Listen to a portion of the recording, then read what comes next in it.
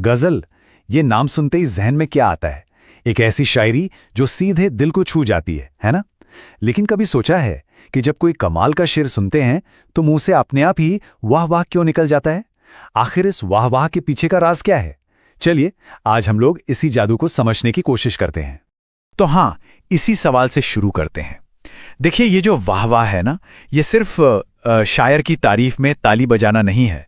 ये उस गहरी फीलिंग का सिग्नल है, उस एहसास की पहचान है जो एक जबरदस्त शेर सुनने पर दिलो दिमाग में पैदा होता है।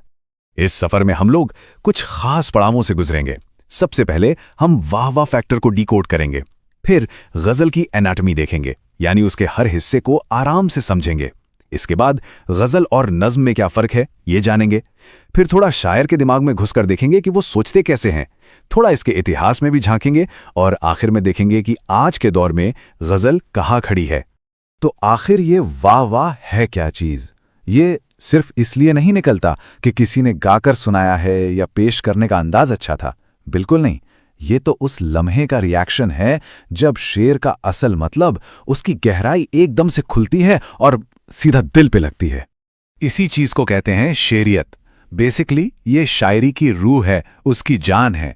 और ये कोई नई बात नहीं है। गालिब ने खुद कहा था कि भाई शायरी सिर्फ अच्छी वोकैबुलरी या तुकबंदी यानी काफियाबंदी का नाम नहीं है। शेरियत तो वो बात है, वो एसेंस है जो शेर में पैदा होता है। ये सिर्फ शब्दों का ढेर नहीं है। और पता है, यहां एक बड़ी इंटरेस्टिंग बात है। एक लंबी कविता जिसे हम नज्म कहते हैं, उसमें तो कई शेर होते हैं, लेकिन गजल का कमाल देखिए, यहां सिर्फ एक शेर, 2 लाइनें अपने आप में एक पूरी की पूरी कविता हो सकती है। सोच के देखिए, हर शेर की अपनी एक अलग दुनिया, अपना एक अलग मतलब। तो अब इस पूरी बनावट को, इसके स्ट्रक्चर को समझने के लिए एक एग्जाम्पल लेते हैं। और जब गजल की बात हो तो उस्ताद मिर्जा गालिब से बेहतर भला कौन हो सकता है। ये रही गालिब की वो मशहूर गजल जो आज हमारी कह सकते हैं केस स्टडी बनेगी। इसका पहला शेर ही सुनिए। कोई उम्मीद बर नहीं आती, कोई सूरत नजर नहीं आती। महसूस किया? सिर्फ 2 लाइनें हैं और इनमें कितनी बेबसी, कितनी होपलेसनेस भरी हुई है। चलिए अब इस गजल के टुकड़े करके इसके पार्ट्स को एक एक करके समझते हैं कि ये जादू आखिर बनता कैसे है। तो सबसे पहले इसकी सबसे बेसिक यूनिट वो है शेर, मतलब 2 पंक्तियां या 2 मिसरे। गजल की सबसे बड़ी खासियत ही यही है कि इसका हर शेर अपने आप में कंप्लीट है। एक शेर का मतलब समझने के लिए अगले या पिछले शेर पर डिपेंड करने की जरूरत नहीं होती। अब आते हैं गजल के पहले शेर पर। इसे कहते हैं मतला। इसकी एक खास पहचान है। मतला की दोनों लाइनों में काफिया यानी राइमिंग वर्ड और रदीफ यानी रिपीटिंग फ्रेज दोनों होते हैं। जैसे गालिब की गजल में देखें तो पहली लाइन खत्म होती है बर नहीं आती पर और दूसरी नजर नहीं आती पर। तो यहां बर और नजर हो गए काफिया और जो नहीं आती है वो है रदीफ। चलिए काफिया को थोड़ा और समझते हैं। काफिया आसान भाषा में वो राइमिंग वर्ड्स हैं जो गजल को एक रिदम देते हैं। हमेशा रदीफ से एन पहले आते हैं। इस गजल में गालिब ने कौन से काफिये इस्तेमाल किए हैं? वो हैं बर, नजर, भर, पर, खबर और मगर। और काफिया के ठीक बाद आता है रदीफ। रदीफ वो शब्द या फ्रेज है जो पूरी गजल में रिपीट होता है बार बार। ये गजल को एक तरह से बांध कर रखता है, उसे एक आइडेंटिटी देता है। गालिब की इस गजल में रदीफ क्या है? बिल्कुल सही, नहीं आती। ये हर शेर के आखिर में आएगा। और फिर सबसे आखिर में आता है मख्ता। ये गजल का आखिरी शेर होता है और इसमें शायर अपना तखल्लुस यानी पेन नेम इस्तेमाल करता है। ये एक तरह से शायर का सिग्नेचर है, उसकी छाप।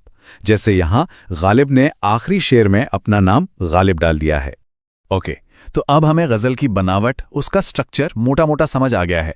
तो अब जरूरी है कि इसका कंपैरिजन शायरी के एक और फॉर्म नज्म से किया जाए। इससे गजल का जो अनोखापन है ना, वो और ज्यादा साफ हो जाएगा। यहां फर्क बिल्कुल साफ है।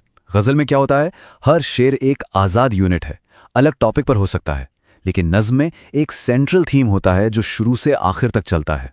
फिर गजल एक स्ट्रिक्ट मीटर, एक रिदम पैटर्न जिसे बहर कहते हैं, उसमें बंधी होती है। इसका कोई टाइटल भी नहीं होता आमतौर पर, जबकि नज्म उसका टाइटल भी होता है और वो इन नियमों से आज़ाद भी हो सकती है, यानी फ्री वर्स में भी हो सकती है। तो अब सवाल ये उठता है कि इतने रूल्स, इतने नियम, इन सब में बंद कर एक शायर इतनी खूबसूरत शायरी आखिर कर कैसे लेता है? बड़ा वैलिड सवाल है। चलिए शायर के क्रिएटिव प्रोसेस को, उसके सोचने के तरीके को समझने की कोशिश करते हैं। अक्सर ये जानकर हैरानी होती है कि गज़ल लिखने का प्रोसेस थोड़ा उल्टा है। ऐसा नहीं कि पहले कुछ लिख दिया फिर उसे रूल्स में फिट कर रहे हैं, नहीं। शायर पहले ख्याल सोचता है, फिर उस ख्याल को अपने मन में ही मीटर के सांचे में ढालता है, और सबसे आखिर में जब वो मन में तैयार हो जाता है तब उसे कागज पर उतारता है। ये एनालॉजी इस बात को बिल्कुल परफेक्ट तरीके से समझाती है।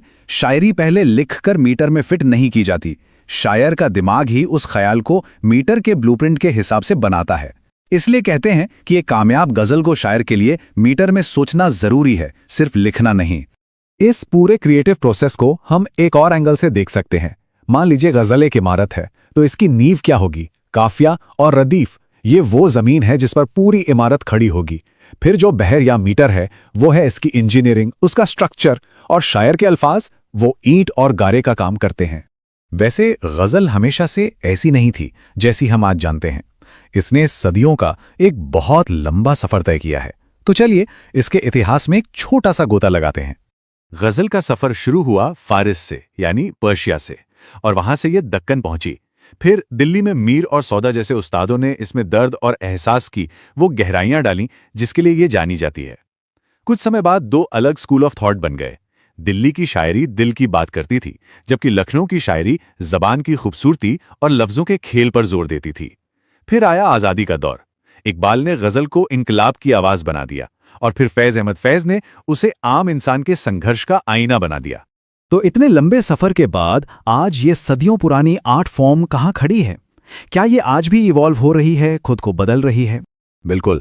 आज के दौर में कुछ शायर एक नया एक्सपेरिमेंट कर रहे हैं, जिसे कहते हैं आज़ाद गज़ल। इसमें इंटरेस्टिंग बात यह है कि काफिया और रदीफ के रूल्स तो वैसे ही रहते हैं, लेकिन शेर की लाइनों को मीटर यानी बहर की पाबंदी से आज़ाद कर दिया जाता है। ये एक नया और काफ़ी एक्सपेरिमेंटल कदम है। तो इस पूरी चर्चा से हमने क्या समझा? यही कि गज़ल सिर्फ राइमिंग नहीं है, ये डिसिप्लिन और क्रिएटिविटी का एक खूबसूरत संगम है। इसका जो स्ट्रिक्ट स्ट्रक्चर है वो शायर को बांधता नहीं है, बल्कि उसे चैलेंज करता है कि 2 लाइनों में पूरी कायनात कह दो। और जब शायर इस चैलेंज को पूरा करता है तभी पैदा होता है वाह वाह का वो जादू। और आखिर में एक सवाल छोड़ जाते हैं। जिस दुनिया में हर चीज इतनी तेजी से बदल रही है, हर ट्रेंड आ जा रहा है, क्या वहां गजल जैसा स्ट्रिक्ट रूल्स वाला आर्ट फॉर्म फ्यूचर में भी अपनी जगह बनाए रख पाएगा? इसका जवाब शायद वक्त और आने वाले शायर ही देंगे।